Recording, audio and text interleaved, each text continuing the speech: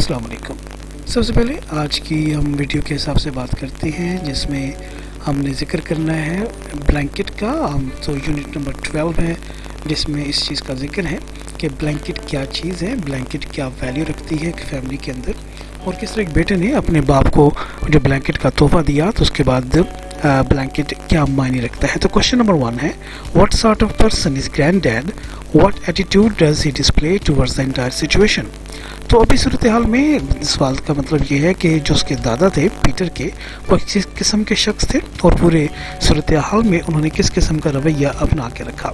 तो grand dad ने इसका जवाब में कहा जाएगा कि ग्रैंड डैड एक इंतहाई दोस्ताना रवैया रखने वाले शख्स थे और पूरी सूरत हाल में उन्होंने बहुत ज़्यादा दोस्ताना रवैया ही इख्तियार किए रखा। इसके वो हारमोनिका बजाया करते थे, लेकिन इसके बावजूद कि वो सूरत हाल बहुत उनके लिए तकलीफ दे थी, ना उन्होंने अपने बेटे को किसी किस्म का इल्ज़ाम दिया, ना ही अपने बेटे की दूसरी शादी करने पर उन्होंने मुखालफत की, बल्कि इसकी जगह वो अपनी कमज़ोरी, अपनी बीमारी, अपने कमर की दर्द का जिक्र करते रहे ताकि उनके पोते पे किसी भी सूरत में अपने वालिद से मुतल्लिक कुछ गलत ख्याल जहन में ना लाए। तो ये वो सूरत हाल है जिसकी वजह से उसके वालिद ने बड़े खूबसूरत अंदाज में अपनी तमाम सूरत हाल को ज़ाहिर किया। जी, अब इसका सवाल नंबर 2 है। सवाल नंबर 2 ये बताता है कि उन तीनों में जो तीनों अफराद हैं, जिसमें अब सवाल ये हम पढ़ते हैं, why do all three Peter, dad and grand dad cry at the end of the story. बहुत वाज़ी चीज़ है कि तीनों इसलिए रोना शुरू कर चुके थे एक ही बड़े ही मायने खेज अंदाज में, जो कि दरअसल पीटर ने बड़े खूबसूरत अंदाज में अपने वालिद को एक सबक सिखा दिया था। ये तो हो गया बाज़ाहिर इसका जवाब, जो थोड़े बहुत अपने अल्फाज में आप बयान कर सकते हैं, लेकिन इसके बावजूद जो बहुत वाज़े जवाब है कि ये मकाफ़ात अमल है। जो शख्स कोई भी अपने वालिदैन के साथ जो तर्ज़ अमल इख्तियार करता है, कल को उसके बेटे, उसके बच्चे उसी के साथ वही तर्ज़ अमल इख्तियार करेंगे। तो एक तरह से ये एक सबक है कि अपने वालिदैन से मोहब्बत का इजहार किया जाए, कोई ऐसा अमल या कोई ऐसा रवैया इख्तियार ना करे जो कल को अगर उनकी औलाद उनके लिए इख्तियार करे तो उनके लिए तकलीफ दे होगा। जी, अब क्वेश्चन नंबर 3 है, why does Peter ask his father to cut the blanket into 2, यानी क्या वजह कि उसके बेटे ने यानी पीटर ने अपने वालिद से कहा कि ब्लैंकेट को 2 हिस्सों में तकसीम कर दिया जाए।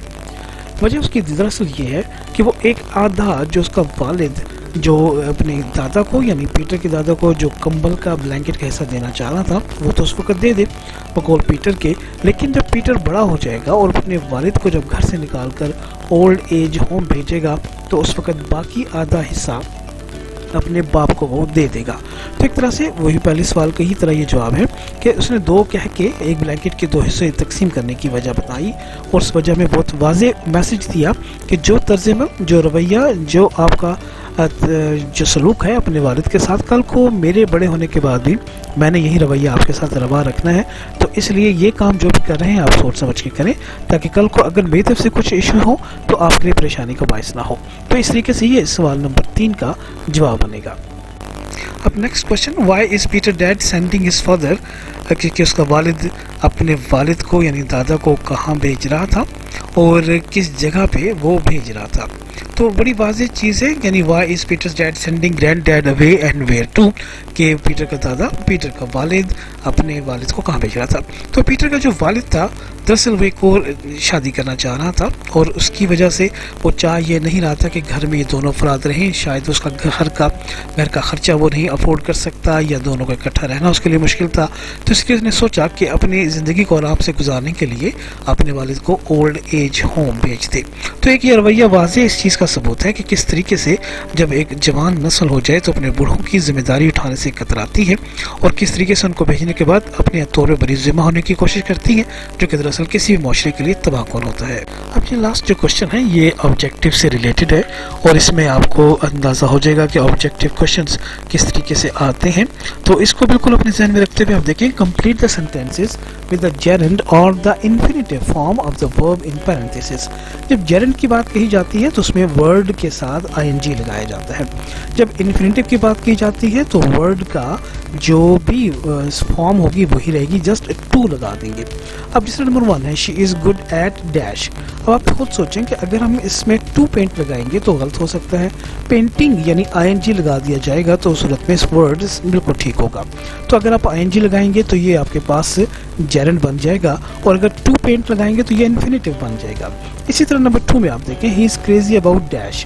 अब he is crazy about to play या he is crazy about playing, जो इसमें आपको सूटेबल लगता है आपने इसमें वही ऐड करना है, यानी इस प्ले जस्ट टू प्ले आएगा या जस्ट प्लेइंग आएगा। अगर आप ING लगाएंगे तो इज़ MR नहीं इस्तेमाल होता, क्योंकि जेरेंड के साथ इज़ MR का इस्तेमाल नहीं किया जाता। ये जस्ट एक कंटिन्यूटी के लिए इस्तेमाल किया जाता है कि कोई भी इवेंट जिस वक्त देखा जा रहा है या माजी में वो चीज़ बार बार होती रही है तो वो ING लगाने के बाद उसको जेरेंड में तब्दील किया जाता है। इसका टेंस का ताल्लुक सीगे के साथ नहीं होता, टेंसेस के साथ नहीं होगा, ज़रूरी नहीं है। बहरहाल जेरेंड का मतलब ING लगाना और इन्फिनेटिव फॉर्म का मतलब होता है जस्ट टू लगा के वर्ब के फर्स्ट फॉर्म का ही इस्तेमाल करना। इसी तरह my uncle is afraid of go by plane, very clear क्या लगेगा, टू गो होगा या गोइंग बाय प्लेन होगा। Number 5 I couldn't sleep so I tried drink some hot milk, so I tried to drink होगा या I tried drinking होगा। Number 5 they will stop have lunch at 12, they will have stop आएगा या stopping आएगा, यानी stop to have आएगा या having आएगा, ये आपने इसमें जिक्र करना है। नंबर 6 और no I forgot buy milk, to buy milk या बाइंग मिल्क, इन दोनों में से एक है। Number 7 I remember go to beach as a child, I remember to go to beach as a child या going to beach as a child, दोनों में से कोई एक इस्तेमाल होना है।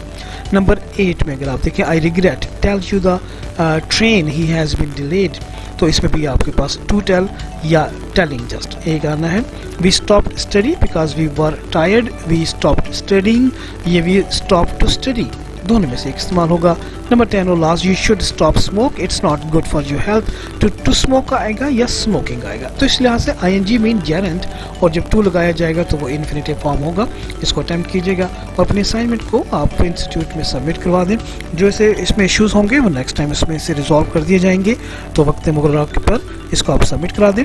और होपफुली अगर वीडियो आपको पसंद आई है तो लाइक और सब्सक्राइब कीजिएगा। अल्लाह हाफिज़।